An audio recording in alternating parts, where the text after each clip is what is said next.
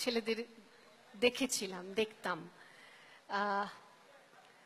কবিতাটি শোনাই। কবিতাটি অচিন্ত্য কুমার সেনগুপ্ত, আমাদের বাংলা কবিতার আর এক সম্পদ, তাঁর লেখা একটি কবিতা।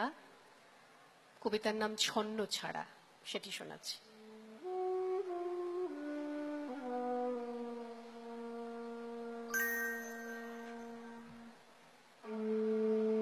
গলির মোড়ে একটা গাছ দাঁড়িয়ে, গাছ না গাছের প্রেতচ্ছায়া, আঁকা বাঁকা শুকনো কতগুলো কাঠের কঙ্কাল, শূন্যের দিকে এলোমেলো তুলে দেওয়া, রুক্ষ রুষ্ট রিক্ত জীর্ণ, লতা নেই, পাতা নেই, ছায়া নেই, ছালবাকল নেই, নেই কোথাও এক আঁচড় সবুজের প্রতিশ্রুতি, এক বিন্দু সরসের সম্ভাবনা। সেই পথ দিয়ে জরুরি দরকারে যাচ্ছিলাম ট্যাক্সি করে। ড্রাইভার বলে ওদিকে যাব না, দেখছেন না ছন্ন ছড়া কটা বেকার ছোকরা রাস্তার মাঝখানে দাঁড়িয়ে আড্ডা দিচ্ছে, চোঙা প্যান্ট, চোখা জুতো, রোখা মেজাজ, ঠোকা কপাল। ওখান দিয়ে গেলেই গাড়ি থামিয়ে লিফট চাইবে, বলবে হাওয়া খাওয়ান। কারা ওরা? চেনেন না ওদের? ওরা বিরাট এক নৈরাজ্যের, এক নৈরাজ্যের বাসিন্দে। ওদের কিছু নেই, থিত নেই, ভিত নেই, রীতি নেই, নীতি নেই, আইন নেই, কানুন নেই, বিনয় নেই, ভদ্রতা নেই, শ্লীলতা শালীনতা নেই। ঘেসবেন না ওদের কাছে। কেন নেই? ওরা যে নেই রাজ্যের বাসিন্দে।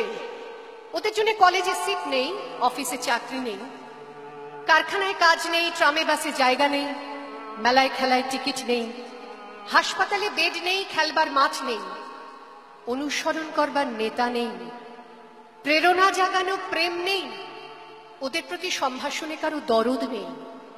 ঘরে বাইরে উদাহরণ যা আছে তা ক্ষুধাহরণের সুধাক্ষরণের উদাহরণ নয়, তা সুধাহরণের ক্ষুধা ভরণের উদাহরণ। শুধু নিজের কোলের দিকে ঝোলটা না। এক ছিল মধ্যবিত্ত বাড়ির এক ছেলেকে ফালতু একটা রক, তাও দিয়েছে লোপাট করে। তাই এখন পথে এসে দাঁড়িয়েছে সড়কের মাঝখানে। কোত্থেকে আসছে সেই অতীতের স্মৃতি নেই, কোথায় দাঁড়িয়ে আছে সেই বর্তমানের গতি নেই, কোথায় চলেছে নেই সেই ভবিষ্যতের ঠিকানা।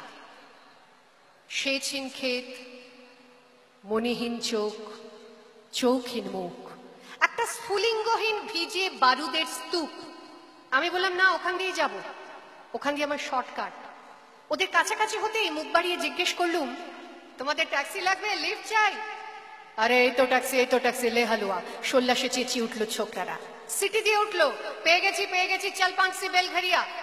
তিনটে ছোকরা উঠে পড়লো ট্যাক্সিতে, একজন ড্রাইভারের পাশে, দুজন পেছনের সিটে। আমি বললুম, কতদূর যাবে? এই কাছেই, ওই দেখতে পাচ্ছেন না ভিড়। সিনেমা না, জলসা না, নয় কোনো ফিল্মি তারকার অভ্যর্থনা। একটা নিরীহ লোক গাড়ি চাপা পড়েছে, চাপা দিয়ে গাড়িটা উধাও। আমাদের দলের কয়েকজন গাড়িটার পেছনে ধাওয়া করেছে, আমরা খালি ট্যাক্সি খুঁজছি। কে সেই লোক? একটা বেওয়ারিশ ভিখিরি, রক্তে মাংসে দলা পাকিয়ে গেছে।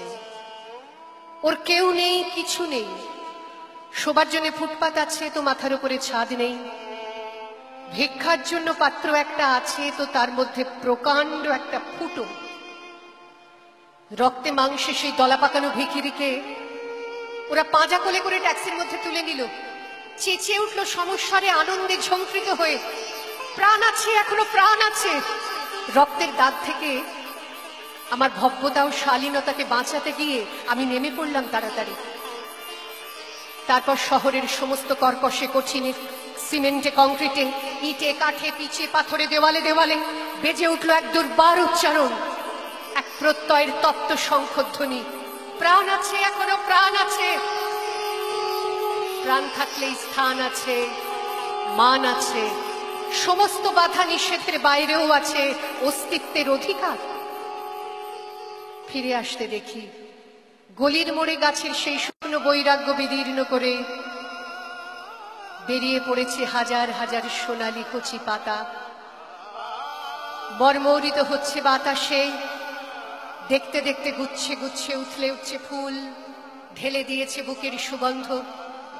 উড়ে এসেছে রং বেরঙের পাখি, শুরু করেছে কলকণ্ঠের কাকলি।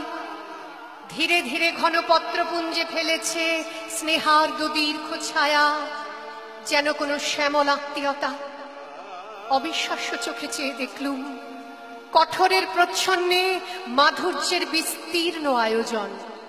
প্রাণ আছে, এখনো প্রাণ আছে, শুধু প্রাণই এক আশ্চর্য সম্পদ, এক ক্ষয়হীন আশা, এক মৃত্যুহীন মর্যাদা।